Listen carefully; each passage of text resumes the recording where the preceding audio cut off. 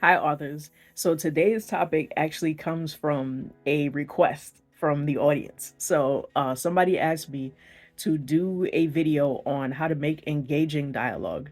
So I have a couple of tips. There's all types of books, articles, all of that on this subject, but I'm just giving you my take on it, what I would say would help to contribute to having engaging dialogue in your stories or in your books. So there's two basic tips that I'm going to give pertaining to this subject. So the first one has to do with realism or relatability, and the second one has to do with environmental cues. So, what do I mean by realism and relatability? One of the first things you want to do is pay attention to the types of characters that you're writing. So, what age are they? What type of setting are they in? What is their education level, et cetera, et cetera. So think about the demographic information basically about the characters that you're writing, and make sure that you use the vernacular or speak the language that they actually speak.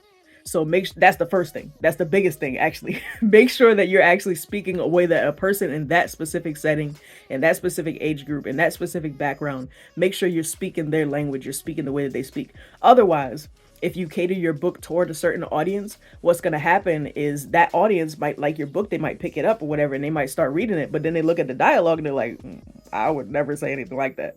And then they might like just close your book. Sometimes a good story will just carry you the rest of the way, but sometimes that can be a real impediment to the reader's understanding and engagement with the story itself. If you're writing about a character who's from a certain background and then you're not speaking the language that they speak in that background, so make sure you're speaking the language that they speak, essentially, to make it as realistic and relatable as possible. The second one has to do with environmental cues, and this is more of like on the technical side.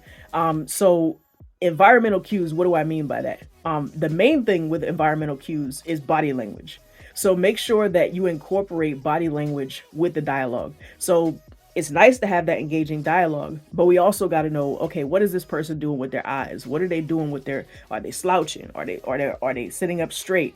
Are they waving their hands around? Like, what kind of things are they doing that's showing the depths of that person's personality and also the true message that they're trying to convey? Because sometimes you could be having a conversation with somebody and you could say the exact same thing, but your body language reflects an entirely different story. So make sure that you incorporate the visual cues that we would see in any normal conversation. And if it's hard for you to do this, think about a conversation that you had recently with somebody, whether it was a heated conversation or otherwise, and think about like what kind of body cues that they gave off to let you know how they were actually feeling about that conversation. So was it a happy conversation? If so, what kind of visual cues did they give off to let you know that they were happy? If it was a sad conversation, if it was an angry conversation, like an argument, what kind of visual cues would give off that that person's angry? And then make sure you mesh those in and incorporate those into your writing to make it more engaging. And that way the reader will feel hooked in and they'll be like, oh, she looked at him like that and she cocked her head and said this.